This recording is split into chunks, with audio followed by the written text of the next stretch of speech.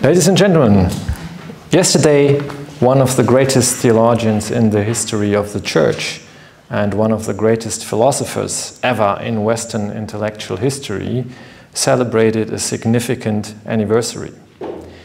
800 years ago, on the 28th of January, St. Thomas Aquinas was born at the Roccasecca Castle, not far from the Italian town of Aquinum in those days. It is a great pleasure and honor for me to introduce the Aquinas Lectures 2025, organized by the Institutum Philosophicum Unipontanum and the Institute for Christian Philosophy here at the Faculty of Catholic Theology at the University of Innsbruck. After my opening words, Professor Catherine Dormandy, the spokesperson for the Innsbruck Center for Philosophy of Religion, which is based at our institute and is a co-organizer of this lecture, will give another greeting on behalf of the center. I welcome you all colleagues from our institute, from neighboring institutes at the Faculty of Theology and other faculties and institutions, if there are any around. I welcome all students, all friends of the Department of Christian Philosophy at Innsbruck. It is a particular pleasure for me that we were able to bring over to Innsbruck one of the most renowned and eminent metaphysicians of her generation, which is Professor and Dr. Anna Marmodoro from the University of, no, from St. Louis University. There are other universities in St. Louis, and this is SLU, the St. Louis University, for this year's Aquinas lecture. Before Professor Marmodoro accepted an appointment to the Leonard and Elizabeth Eslick Chair in Philosophy at St. Louis, quite recently, she held the chair of Metaphysics at the Department of Philosophy at the University of Durham, UK, succeeding Jonathan Lower. Prior to that, she taught and conducted research in Oxford, most recently, I understand, as a fellow in philosophy at Corpus Christi College, previously as a lecturer in philosophy at Oxford, and as a junior research fellow supported by the British Academy. Anna's research interests are broad. Her areas of specialization, however, center around ancient and late ancient philosophy with an additional focus on medieval philosophy. Systematically, she is a true metaphysician with highly regarded research on topics such as the nature of properties, dispositions, relations, substance metaphysics, causation, and much more. Today, she will speak to us about the nature of individual things, of particulars, and will ask what constitutes the unity or the singularity of individual things, of individuals. Frankly, we have a strong and long tradition in research in metaphysics at our institutes, but when I read Anna's abstracts, I felt a bit like a hobby metaphysician. Aristotle describes an individual thing as a tode, ein dieses etwas, a tode, this something. But what is a this something? Personally, I believe that the question of the nature of individuality is also of the greatest theological significance. Before I hand over to Catherine, I would like to express my sincere gratitude for the support in organizing this event to our student assistants, Noah Jennewein, here he is, Noah Jennewein, Moritz Sachon, I think he's he's still outside, working at the buffet, to which you all will all be invited after the lecture, to Angela Messner, and especially to our department manager, Thomas Seissel, without whom this event would hardly have been possible. Thanks very much.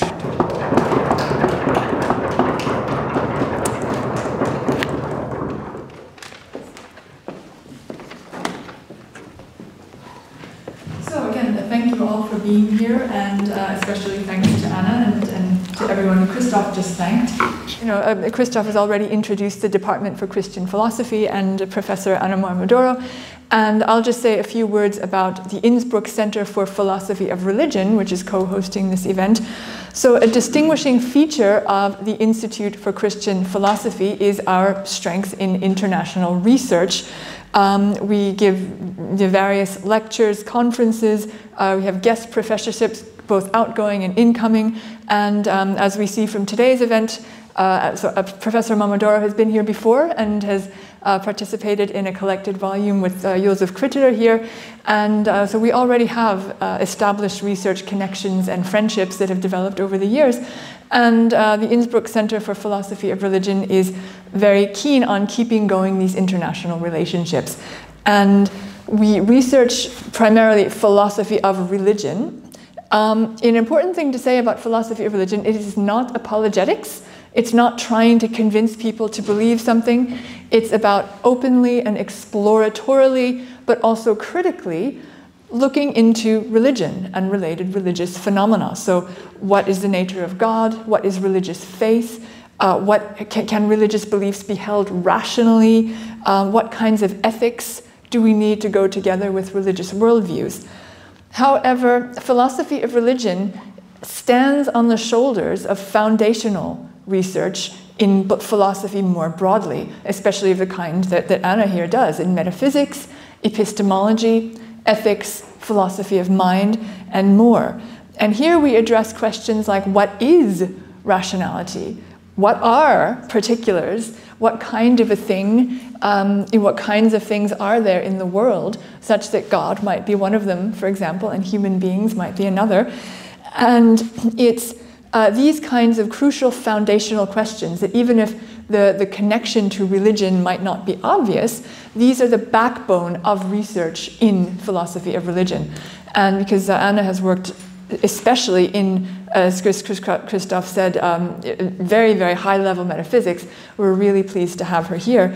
And she's going to contribute, I believe, mostly to this foundational stuff that is really crucial to even do philosophy of religion to begin with. And so without further ado, you're here to hear her, not the rest of us. And so I'll introduce Professor Marmodoro's talk, which is the Ontology of Individual Particulars. The floor is yours.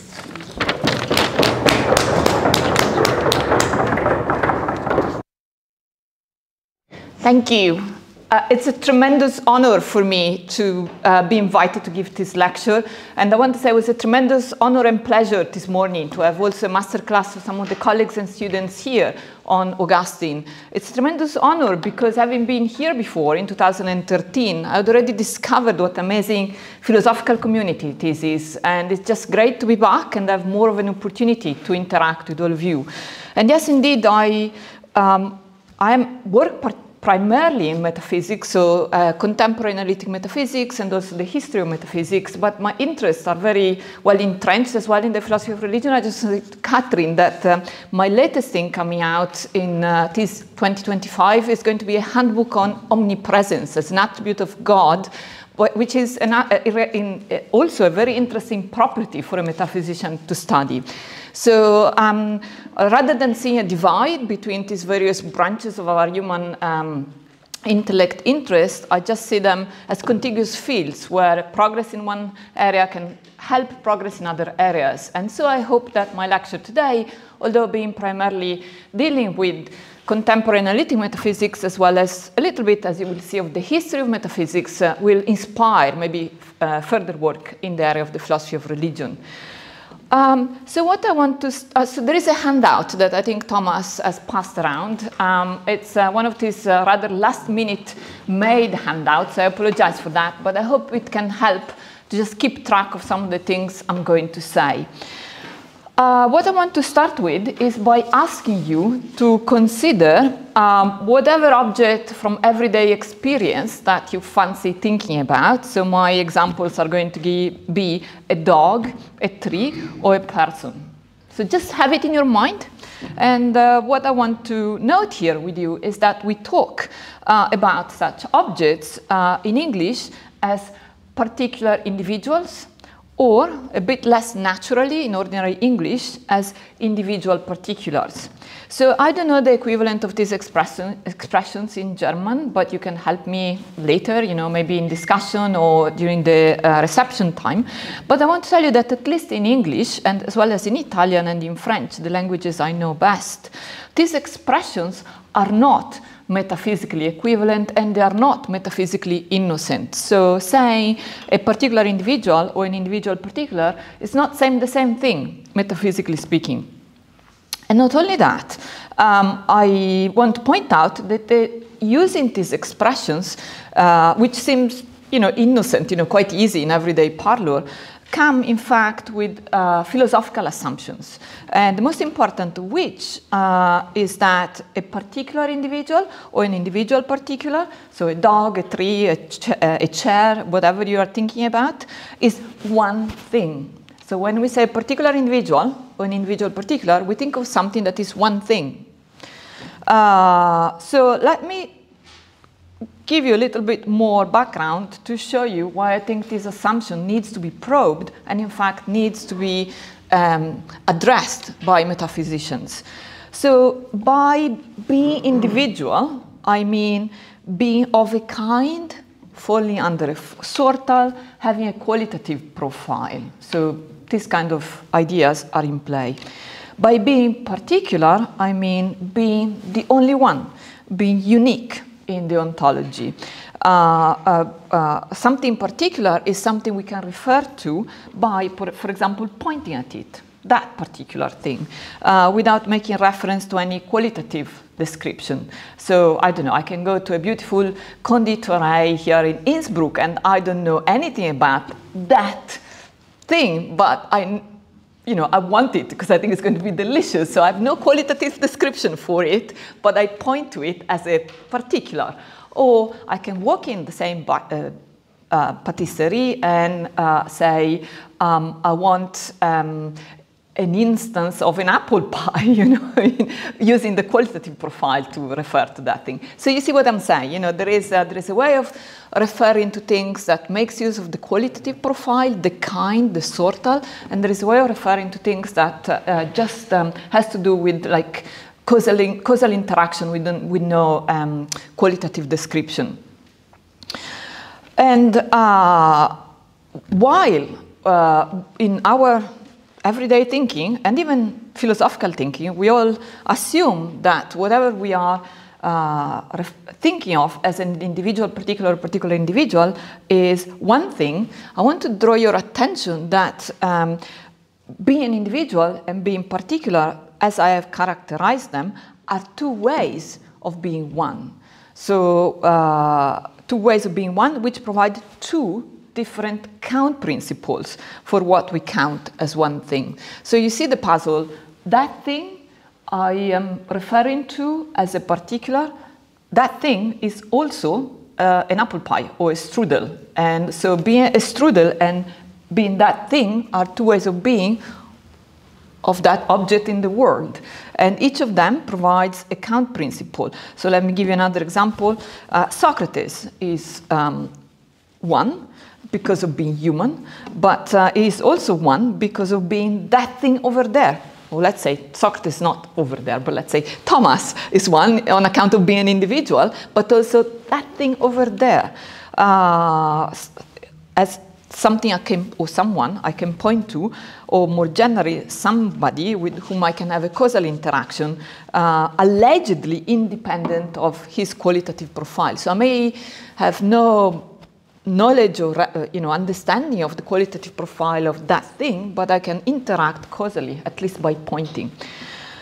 So I'm trying to raise here a puzzle that I hope you begin feeling as I proceed giving more details. And the puzzle is, what is it that makes a thing to cure one? So what is it, if there are two manner of being, two ways of being of things in the world, what is it that allows us to consider them, to think of them as one, each one? So what is it that we're thinking about when we're thinking of an individual particular or a particular individual? Are we leaning on the individuality way of being of that thing, or are we leaning on the particularity way of being of that thing? And if we're leaning on both, we want both, what is it that holds them together? So you may think that is a little bit unfamiliar. It's not something you thought about so far, but what I'm going to show you is that there is a pedigree to this kind of question that I'm raising. So philosophers have teased apart these two different criteria for individuating things, and they have even exploited philosophically the distinction between the two, but I think nobody has worried explicitly about how these two ways of referring to one thing actually successfully allow us to have one thing instead of two.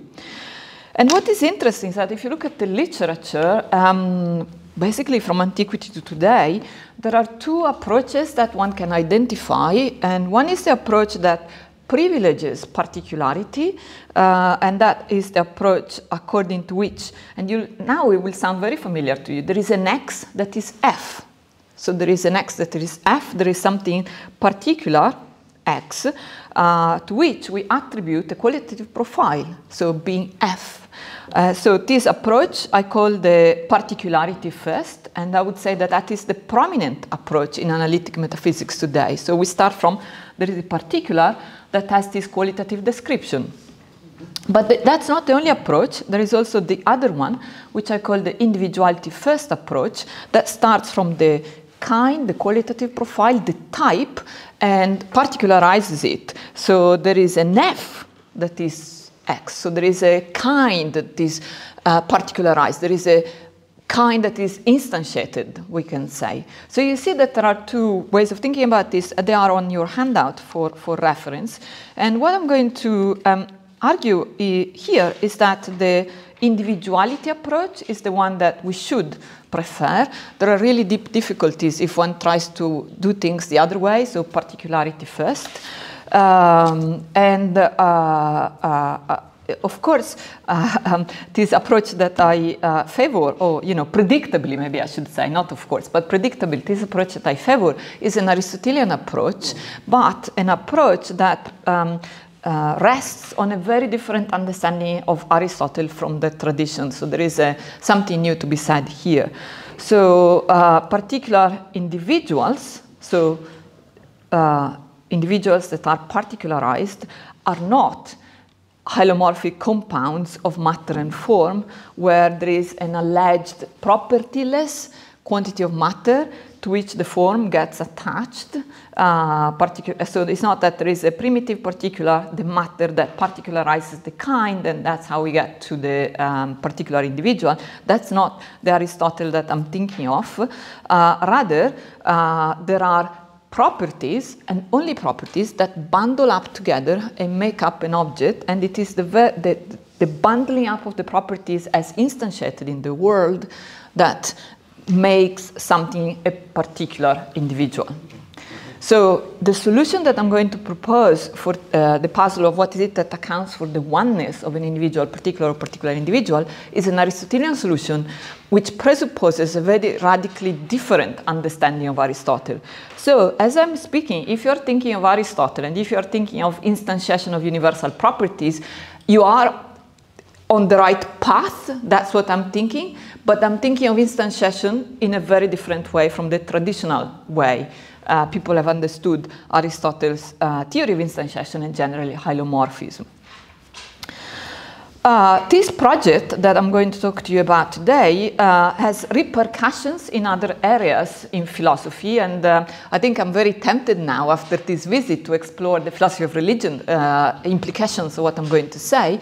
One study I've done so far is in the domain of the philosophy of language, philosophy of mind. So I want to ask the question of whether indexical reference remains possible within the individuality first approach. So when we say there is an F that is particularized, is indexical reference still possible, or does indexical reference presupposes the particularity first approach, namely there is an X that is F?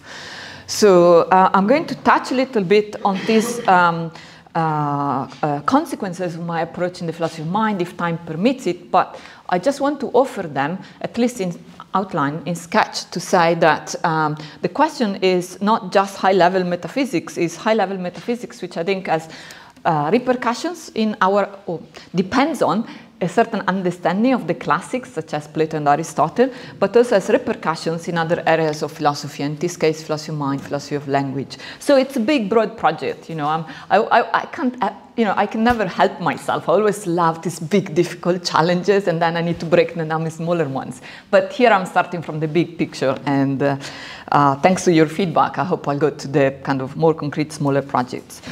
So there it is. That's what I've been thinking about, and that's what I want to offer you today. So let me just say, should you feel that you're not familiar with this distinction I started by drawing between being individual and being particular, I want to say that, yeah, this is a distinction that on which a certain literature exists. Maybe you have not looked at the literature from the perspective that I'm giving you today, but the literature exists, and so I chose as an example 2 or 3 guys from my environment, from the Oxford milieu, and I want to remind you of a classic debate from the 80s between David Wiggins, also an Aristotelian, we can say, and Michael Ayers, who teased apart these 2 criteria of being individual and being particular, and each of them chose one as the right one for individuating things in the world. And you have on your handout some quotations that are supposed to help seeing what I'm saying, but let me just paraphrase them. So Wiggins is the Aristotelian guy who develops what's called as a conceptualist way of referring to things in the world. Conceptualist because it depends on concepts which express, you know, or are about kinds, ways of being, qualitative profiles, and so on. And by contrast, Michael Ayers develops this anti-conceptualist position, according to which things are individuated through the exercise of pre-linguistic capacities. So it's not about concepts and kinds, it's rather causal interaction, like even creatures that are, you know, animals that have much lower cognitive capacity than ours can do it very successfully. And as I say, each of them chooses one side of the debate and like criticizes the other for having gone the wrong way. So that's why I like this debate. And you have some relatively long quotations on the handout, so I'm not going to read them out. But I made bold, and I also highlighted or underlined the key points. So Ayers describes Wiggins as being committed to the experientially given things as individuals. So things are experientially given. We experience things as given to us as individuals, as types, like human being, table, chair, that are instantiated, they are particularized. And he thinks of one sortal concept and things falling under a sortal concept. And this is the Wiggins of sameness and substance. Ayers, by contrast, thinks that what we refer to when we individuate things in the world is objects of reference that are primitively individuated, that are individuated through our primitive perceptual interaction with the world. And so these are the particulars rather than the individuals. So here is 2 philosophers debate, you know, not only separating the 2 criteria, but debating which one we should choose to the exclusion of the other. So obviously they don't worry about how is it that one thing is both a particular and individual, because they think, well, we just choose one way, and with that way we can count things in the world. And even more explicit in this debate is a predecessor of Wiggins and Ayers, again in the same environment, Peter Strawson, who, and you have a very explicit quotation on the handout, and this I'm reading out, claims, quote, a sortal universal supplies a principle for distinguishing and counting individual particulars, which it collects.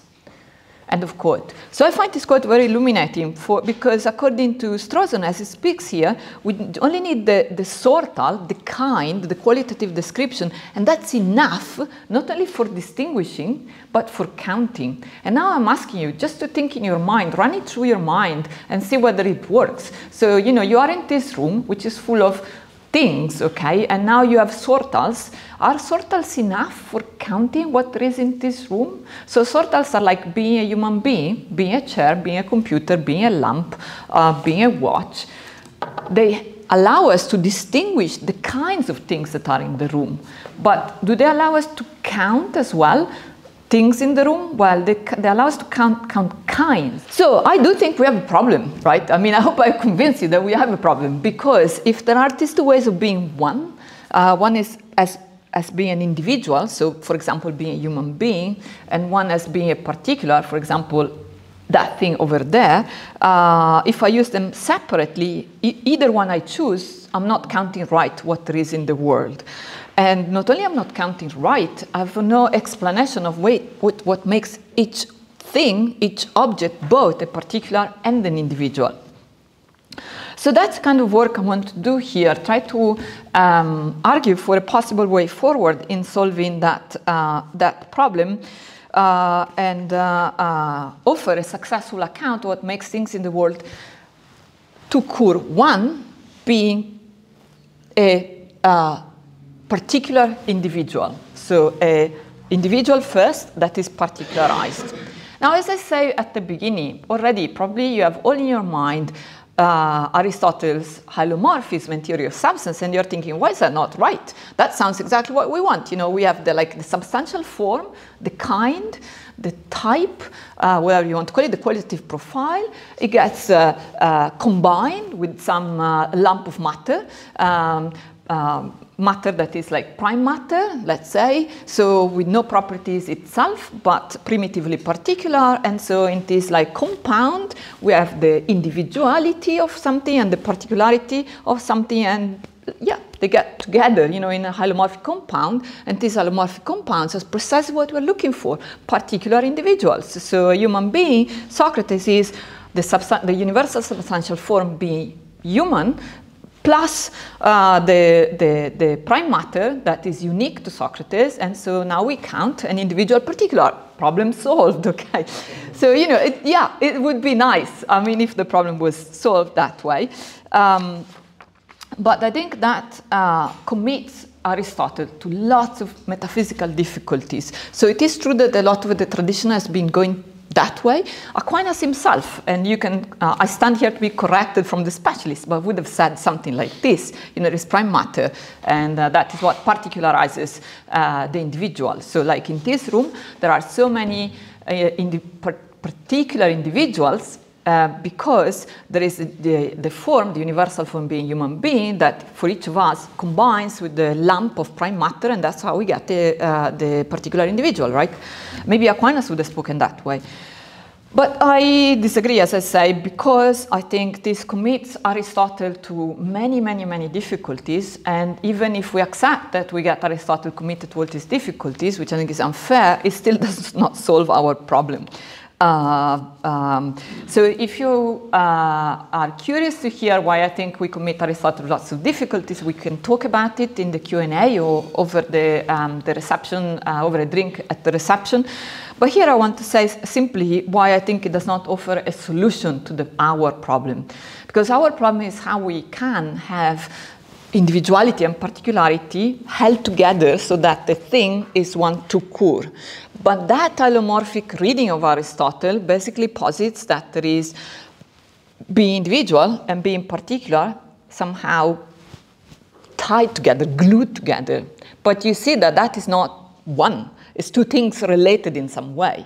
So it's like I glue this piece of paper together. Well, suppose I have two pieces of paper, I glue them together. I have three things, the two pieces of paper and the glue that holds them together. And that's the big discussion about what hylomorphism is all about, you know.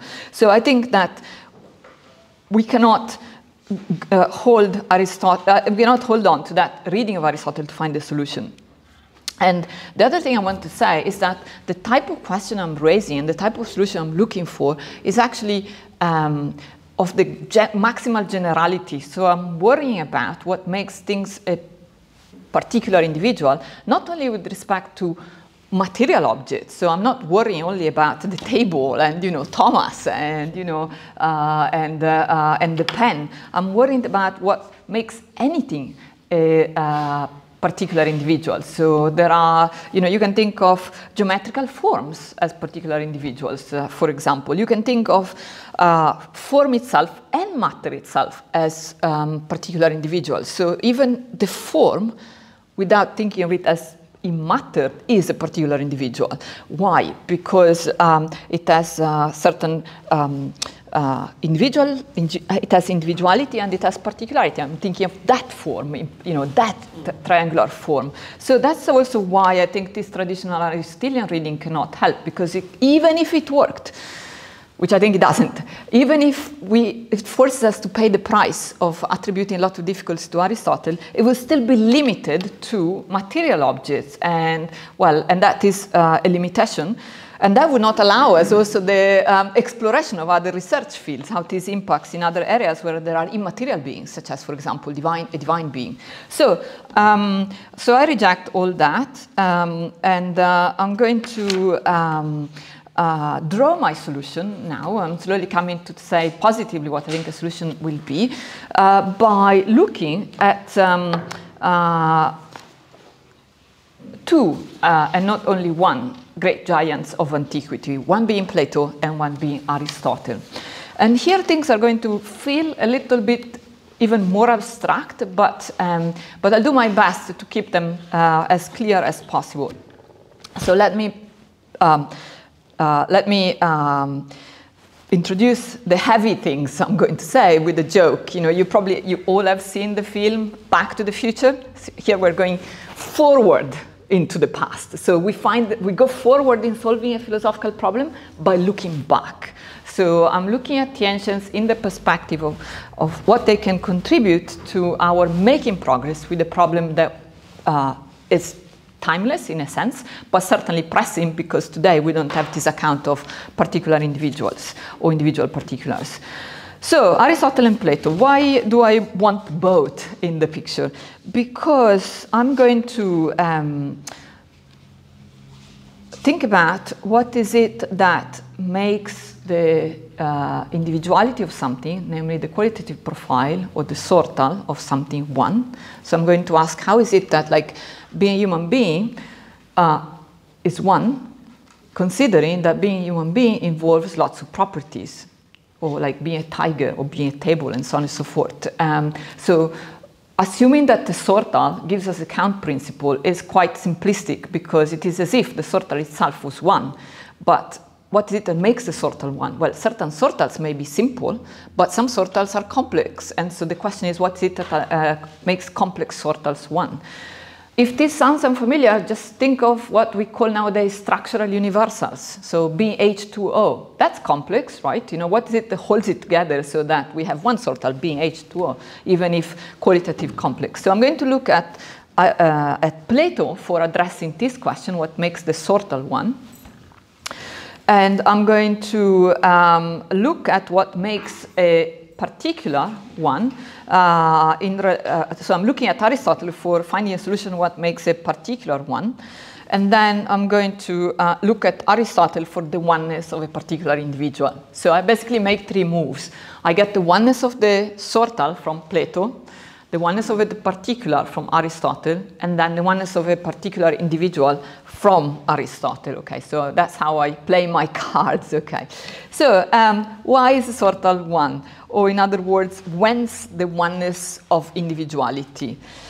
So if things are one qua individuals, namely on account of the sortal they fall under, so like here is one human being on account of the fact that Joseph falls under the sortal being a human being, the question I want to raise is what is it that makes the sortal one? Because unless we can be sure about that the sortal being a human being is one, well, how can counting by sortals can give us oneness of individuals, right? So that's my problem. And as I say, most sortals are really complex. So not only just being a human being, but think being a tiger. So a tiger will be fleshy, furry, alive, etc., etc. And these are properties that make up the sortal. But what is the mereological relation between these properties and the sortal they make up? So they're parts of the sortal, question mark. Again, here, although the discussion of structural universals has been discussed in the literature, I think we get a really good suggestion from Plato from how to think about it, a suggestion that I endorse and I would like to build more on. And the suggestion is given by Plato in a dialogue, in one of his dialogues called the Theaetetus. Let me tell you how I see it. So the problem that we're facing is how, from multiple properties, we have a sorta that is one. So it is a type of special composition question, to use the expression of Van Inwagen, how we have many properties that compose, making up one more complex property that is one. And I think what Plato is offering us is what nowadays would call a theory of emergence. So from the many properties, we get one property. So many simpler properties, if you want, like being fleshy, being alive, being furry for the tiger, we get the property being a tiger.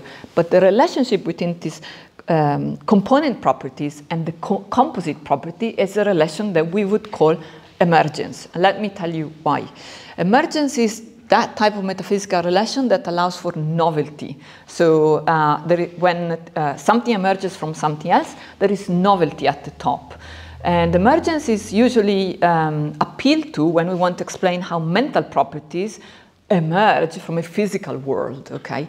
But here I'm going to use emergence in a different way, in the Platonic way. So we get novelty of the top in relation to the bottom in terms of number. So we get numerical novelty. So the bottom is many, the top is one. So many properties, one property at the top. So novelty, but novelty in number. How does Plato introduces and develop all that? So I see my time is ticking on. I'm going to go a little faster here. But because it's incredibly interesting stuff, I still will allow myself to just show a couple of very quick quotations from Plato. So Plato assumes, and I like this assumption, I want to say I endorse it myself, that the number of each thing is the number of its parts. So if something has parts, the number of that thing is as many as the parts. If something is one, it has only itself as an improper part. Now, I'll let you think if that's something that you like to endorse yourself or not. I find it plausible as a principle. It requires some reflection to choose, let's say, if it is something that you find appealing or sound or not. But Plato makes his assumption. So if something has parts, it's not going to be one, it's going to be many. If it is one, it has no parts. And then Plato, and that's something that he states in the Theaetetus. And then he's going to consider the situation where there are some elements, whatever elements you want to think about, so whether they are bricks or whether they are letters in a syllable or whether they are properties, so there are many elements that composed in a special way such that whatever is composite out of them is going to be one instead of many. So whatever is composite out of them to be one instead of many has to have no parts, on the principle that something has the number of its parts.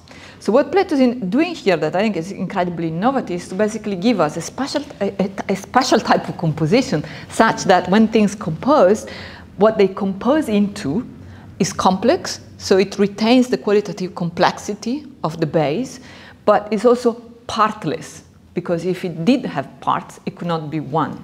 So Plato is basically saying when things compose, whatever is composed out of them is complex, but does not have parts. So it's like decoupling parts from, or parted from complexity. Complexity does not require parts. Something can be complex without having parts. So that is where I think we are thinking, so the way we could describe this relationship is emergence, because there's something really new at the end of this composition process, new in terms of number, so the top is 1, but for being 1, it has to have no parts. And so these properties that make up the complex property do not remain discrete in the composite. So, I don't know, think of a simpler example. Think of the syllable so, which is Plato's example. It's made up by the letter S and the letter O, but when you have the syllable so, well, it's one syllable, so you don't have S plus O, okay? But what is interesting is that you retain the qualitative complexity, so the sounds so, they remain qualitatively differentiated. But it's not that you retain S plus so as 2 letters, right? You have one syllable, not 2 letters, but the qualitative complexity is retained. So I have a quotation that I will not read, very brief, from the Theaetetus, if you want to see a bit more about how Plato very briefly talks about it. It is to be said that Plato here stops, in the sense that he just throws his intuition but doesn't develop, it doesn't explain how then these things that were individual, particular elements themselves make up something that is complex but one and therefore partless. Plato doesn't say, I think, and Plato is not thinking in particular about sortal, so this is something that I'm doing myself. I'm using Plato here as my tool. But I think Plato gives us the insight, and an insight we can build on. So how do we build on that? Well, the task for us is to understand how the parts that were initially there, once we get the special composition done, still give complexity to the composite, but not part to the composite. So in some sense, to speak metaphorically, the parts vanish, although they leave the complex, right? And so there is something more to be said about how these parts vanish. I'm happy to expand on that if you want to hear more of that when we have a conversation about it. But I just want to say, although Plato gives us something here, it doesn't give us the whole story. Aristotle gives us more of the story, but again, that's not part of today's lecture. And I myself have more to say about this. But what I'm asking you to retain in your minds for now, for the problem that we're thinking about, is that we were wondering about how a sortal, like being a tiger, being a table, being a computer, can be one even if it's made up of various properties. And the answer is, well, it's a special composition case a la Plato, where the composite is complex without having parts, and without having parts can be one, and so it's one sortal. Okay, so now I'll just move to my next question, that is what makes a particular one? So how is it that if it is not a lump of matter that provides particularity to something that is individual, so it's not the flesh and bones of Socrates that makes Socrates one human being, what is it, given that I rejected the traditional understanding of Aristotle? And here I want to say something that on the one hand is going to sound very familiar. So it is the fact that the properties that make up a particular individual are instantiated, that makes that individual particular. But although it sounds really familiar, the way I come to that conclusion is going to sound unfamiliar, I hope, to you and new. So instantiation, just to repeat it again, is not combining form and matter or glue them together in some way. Rather, instantiation, as I understand it myself, is having properties, so the qualitative profile, the sortal, the kind, as being occurrent in the actual world. So what is it, how is it that the sortal is instantiated? It occurs in this world, in this actual world. So instantiation is being part of the actual world. It's not combining to anything material or anything primitively particular. It's being in the actual world. And so when properties are instantiated and they occur in this world, they're going to have, for example, a spatio-temporal location. So that's what makes them particular and therefore unique. The only ones, you know. So, for example, my humanity as occurring in this actual world, it has to have this exact spatio-temporal location where I am, and so it is unique insofar as it occupies uniquely this spatio-temporal location. It occurs here and now. And so here again, you know, I'm not giving you all I've written on the topic for this lecture today for the sake of time, but I want to say that instantiation is occurrence in an actual world as opposed to any possible world. And although you may tell me, of course, Anna, Aristotle never mentioned possible worlds. It's a discovery by David Lewis, and you know, maybe Leibniz before Lewis, but certainly not Aristotle. I would say yes, of course, like in some sense that's true, but in another sense, I think I have evidence that I'm happy to share with you that Aristotle and say Kripke were quite on the same line on possible worlds and possible and actual worlds. In what sense? That possible worlds and actual worlds are just stipulations that we make. And so we can,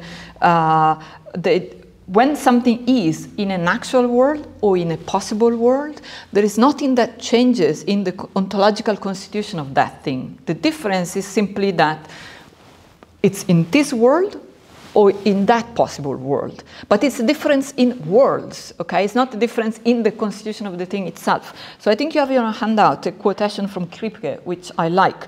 So possible worlds are stipulated, not discovered by powerful telescope. And here is the important thing. There is no reason why we cannot stipulate that in talking about what would have happened to Nixon in a certain counterfactual situation, we're talking about what would have happened to him, right? In any possible or actual world. So for Nixon to be in an actual or in a possible world, it's not the difference in the makeup, in the constitution of Nixon. It's not that Nixon in this world gets some lump of matter that particularizes it here. It's just it occurs in this world rather than in any other possible world. And the connection now I want to make with Aristotle, and again, I think this is a really radical interpretation that I'm going to give you of Aristotle, is that for those of you who are familiar with his metaphysics, and particularly book 7, chapter 3, the famous thought experiment where Aristotle says, take a substance, a human being or anything you like, and abstract away from that thing all the properties it has. So take away, strip away the qualitative profile. What is it that is left? Matter, right? And so everybody says, of course, that shows that there is like prime matter, you know, I mean, the prime matter that is itself propertyless but particular. And so we combine it with the forms and that's it, you know, we have Socrates. But let me give you my punchline. No, if you look at the text carefully, what Aristotle says, that whatever is left, let's call it ule, okay, matter, but does not belong to any category of being, nor any negation of being applies to it. So my punchline here is that whatever is left when we strip away the qualitative profile of something is not an entity in the ontology. It's not a thing. It's not in the ontology. So what is this ule, matter, that Aristotle talks about in this chapter is very much the same thought that modern people have expressed in the terms of actual possible worlds. Socrates, as an ordinary object, is properties that are instantiated, i.e. occur in this world. You take away all the properties, what's left? Nothing. Like, you know, nothing that is being. What is left is the world in which these properties were instantiated, the actual world, but which is a stipulation, if we follow Kripke. So I hope this is provocative, you know, for some discussion later. But for our overall argument, what I'm asking you to retain in your minds is that I've been asking about what makes a sortal one, so that whatever is of a certain, under a certain sortal is one, and now I've been asking what makes something particular. So for the first answer, I said, well, whatever makes a sortal one is this special type of composition. We can call it emergence that Plato introduced first. With respect to particularity, I said what makes a bunch of properties a particular is that these properties are instantiated. What does that mean? Not that they combine with some matter that is propertiesless, but rather these properties occur in an actual world. You take away all the properties, there is no entity left. There is only being actual, i.e. being the actual world. And I think that's what Aristotle truly or accurately interpreted thought himself.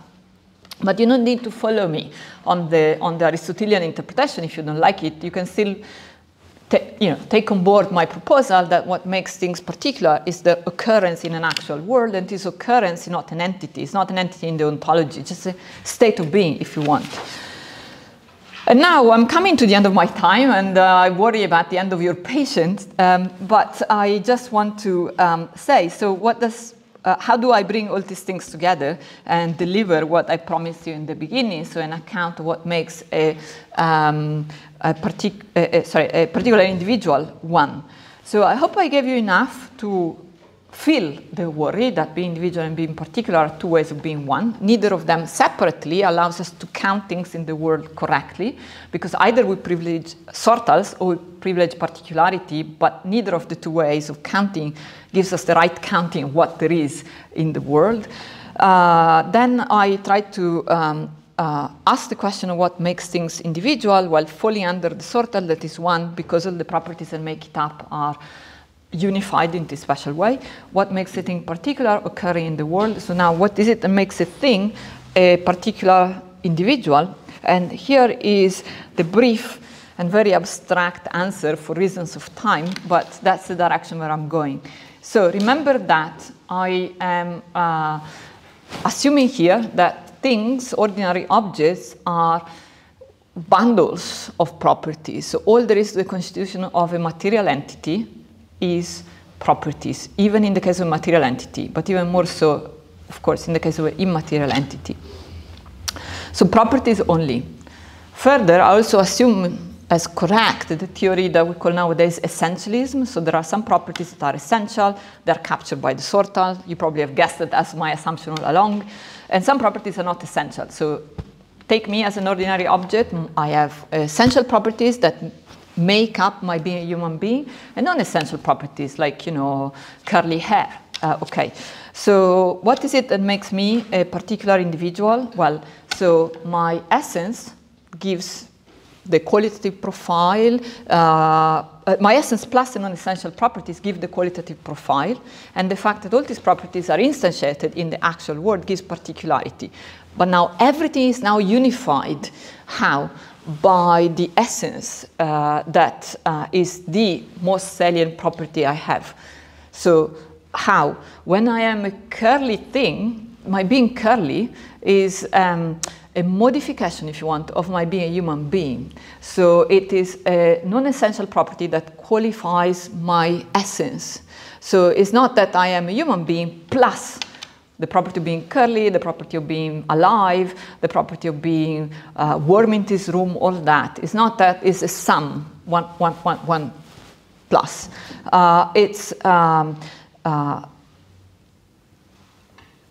It's a oneness where the essence re-identifies all the other properties that make me up in such a way that these properties are my properties. Let me just try to, one more time, to make it as clear as possible. So my being curly is the being curly of a human being that is occurring here and now. It's not just being curly attached to me. So the nature of the property is modified by the fact that this property enters in composition with all my other properties, and particularly my essence. So that is not, let's take being white. So there is the being white of this sheet of paper, there is the being white of Socrates. These are not the same being white. The being white of a sheet of paper is the being white of a sheet of paper. Just the words we use make it clear, right? The being white of Socrates is the being white of Socrates. So every time properties enter in composition, making up an object, what they are is modified by the fact that they enter that composite, right? They become the properties of that composite. That composite is occurrent, so it's instantiated, and that's how we have the unity at the individual, in the individual dimension and the particular dimension. So all this, I realize, is very abstract, and I'm very happy to go over it again in discussion. But the simplest take-home message is that when we think of ordinary objects, if you make my assumption in terms of properties making up what the object is, I'm asking you to think about this cluster of properties, not just a mereological sum. It's not 1 + 1 + 1. It's rather a complex such that whatever is part of that complex has been modified by entering that complex, so that it's my paleness and the paleness of this sheet of paper are not the same paleness. Equally, my paleness and Joseph's paleness are not the same paleness, because by being Joseph's paleness and by being my paleness, each of our palenesses have entered composition with other properties such that it's being composite this way, this special type of composition has modified their nature. So there is a lot more that I should and could, time permitting, say here to make the concept clear, but I hope the sketch was helpful. And I'll just conclude by, not by commending what I'm offering, I'll leave it to you to think about that, but explain how, if you have felt the comment, you know,